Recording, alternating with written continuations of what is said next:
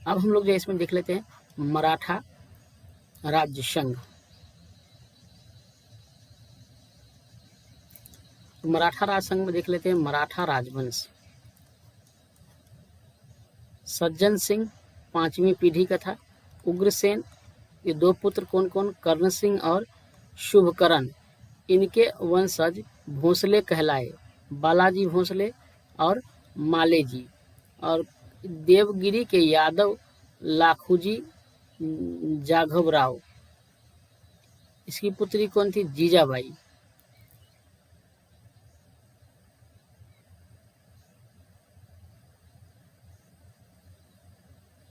ये शिवाजी प्रथम की माता थी। इसका विवाह शाहजी भोसले से हुआ था। 2 विवाह हुआ था शाहजी भोसले का। एक तुकाबाई मोहते से हुआ था और माले जी का जो है 2 पुत्र था कौन कौन, शाहजी भोसले और संभाजी, बड़े भाई इसका था।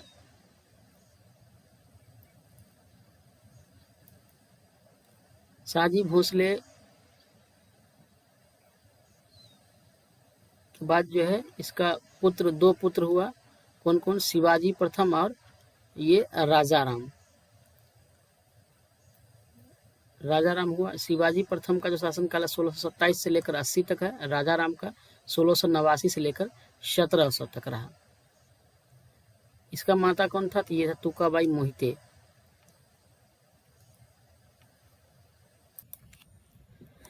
शिवाजी द्वितीय था इसका उत्तराधिकारी, ठीक है। इसका शासनकाल 1707 से लेकर 1707 तक था।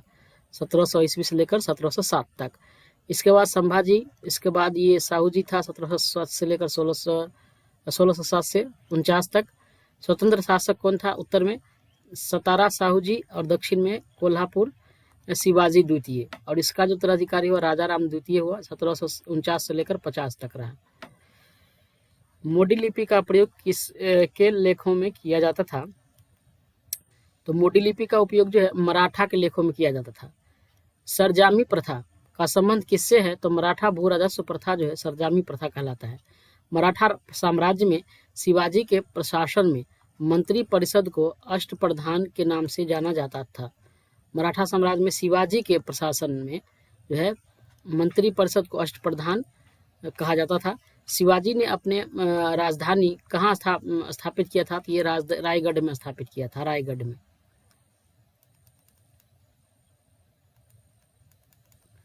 अगला देख लेते हैं तृतीय आंग्ल मराठा युद्ध में पेशवा ने किसके सामने समर्पण किया था, तो तीसरा जो आंग्ल मराठा युद्ध हुआ था इसमें पेशवा ने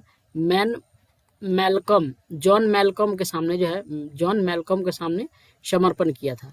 पानीपत का तीसरा युद्ध मराठा और अफगान शासक अहमद शाह अब्दाली के मध्य वर्ष 1761 में लड़ा गया, जिसमें मराठा की पराजय हुई थी। पानीपत का तीसरा युद्ध जो है 1761 में हुआ था, मराठा और अहमद शाह अब्दाली के बीच में हुआ था। इसमें जो है मराठों की पराजय हो गई थी। वर्ष 1700 से आगे मुगल साम्राज्य के विरुद्ध संघर्ष का नेतृत्व किस मराठा संरक्षिका ने किया था, तो इसका जो है संरक्षिका कौन था, ताराबाई।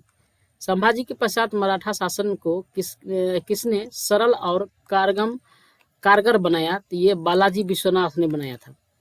औरंगजेब की मृत्यु के समय मराठा नेतृत्व किनके हाथों में था, तो ये ताराबाई के हाथों में था। औरंगजेब की मृत्यु के समय बीजापुर के सुल्तान ने अफजल खां नामक सरदार को वर्ष 1659 में शिवाजी को बंदी बनाने के लिए भेजा था, परंतु शिवाजी ने इसे ही शिविर में जाकर उसकी हत्या कर दी।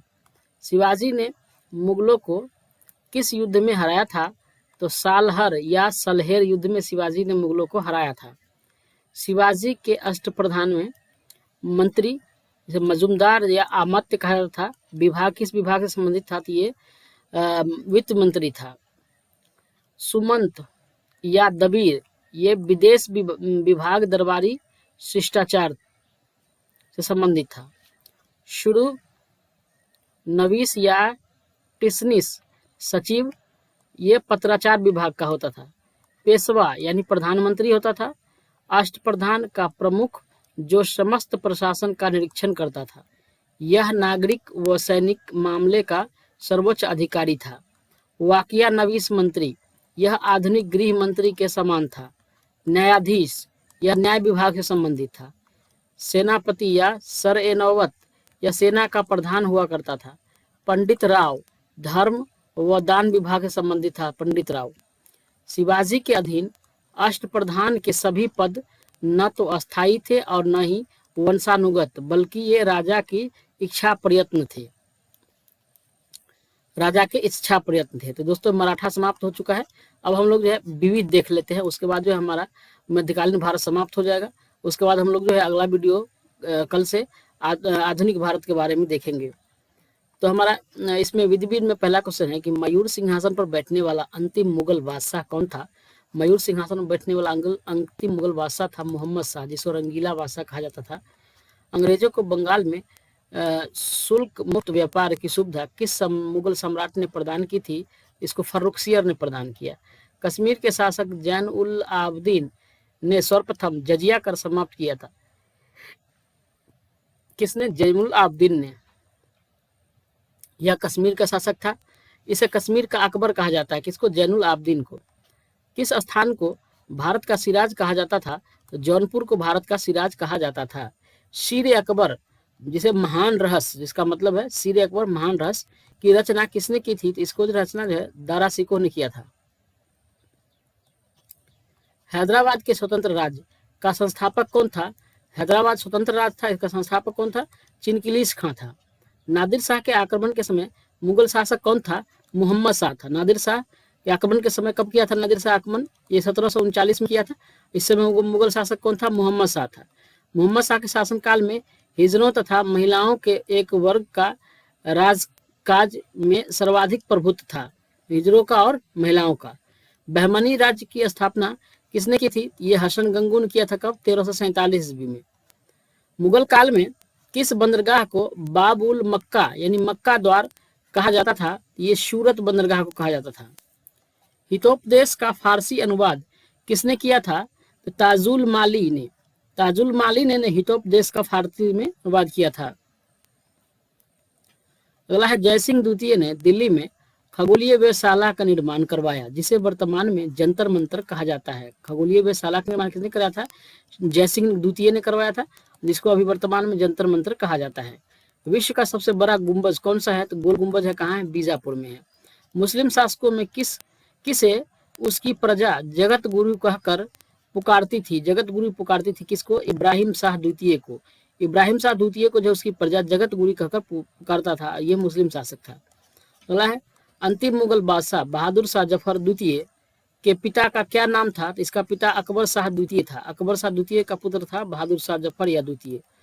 वजीर गाजिउद्दीन ने दिल्ली में मुगल बादशाह शाह आलम द्वितीय को प्रवेश नहीं करने दिया था। कौन? वजीर गाजिउद्दीन ने दिल्ली में मुगल बादशाह शाह आलम द्वितीय को प्रवेश करने नहीं दिया था, ये प्रवेश पर मना कर दिया था। आगे देख लेते हैं मुगलों ने नवरोज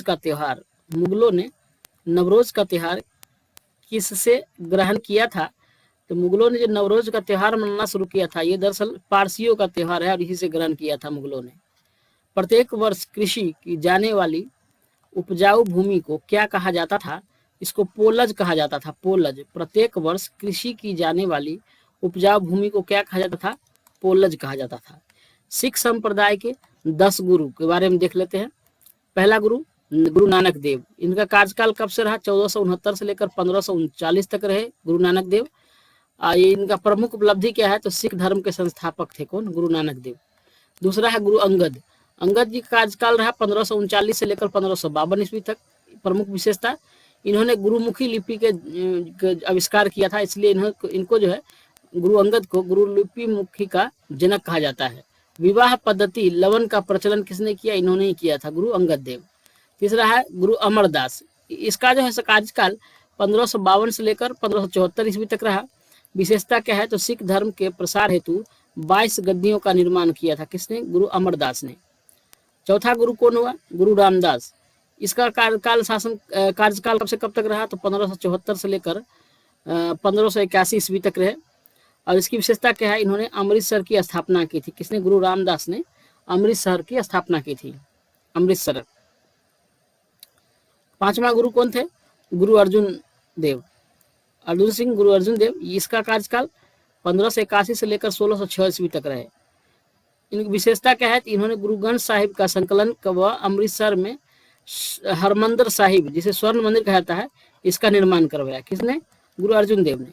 इन्हें जहांगीर ने फांसी दे दी थी। किसको? गुरु अर्जुन देव को। अगला है 6 नंबर है हरगोविंद सिंह। इसका कार्यकाल जो है 1606 से 1645 ईस्वी तक रहा।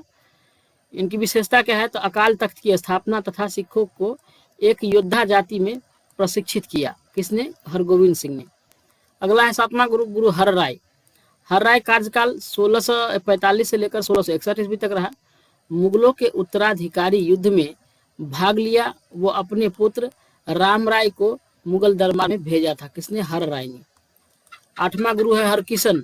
1661 से लेकर 1664 ईस्वी तक इनका कार्यकाल रहा और ये जो है अल्प वयस्क अवस्था में इनकी मृत्यु हो गई।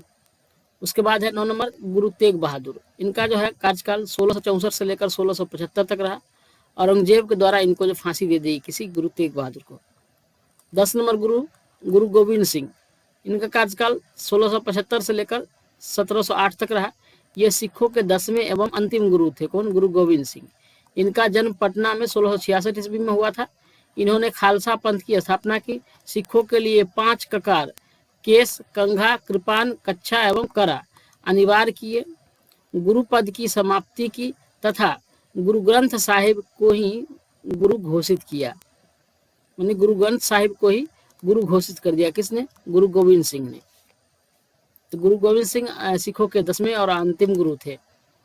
इनका जन्म बिहार के पटना में हुआ था 1666 ईस्वी में। इन्होंने खालसा पंथ की स्थापना भी किया। 5 ककार का ये इन्होंने प्रचलन भी किया। केस, कंघा, कृपान, कच्छा और करा, ये जो है 5 चीज हर एक जो सिख धर्म को मानने वाले हैं उन सबको अनिवार्य कहा कि इतना चीज उनको अनिवार्य है। और गुरु ग्रंथ साहिब को इन्होंने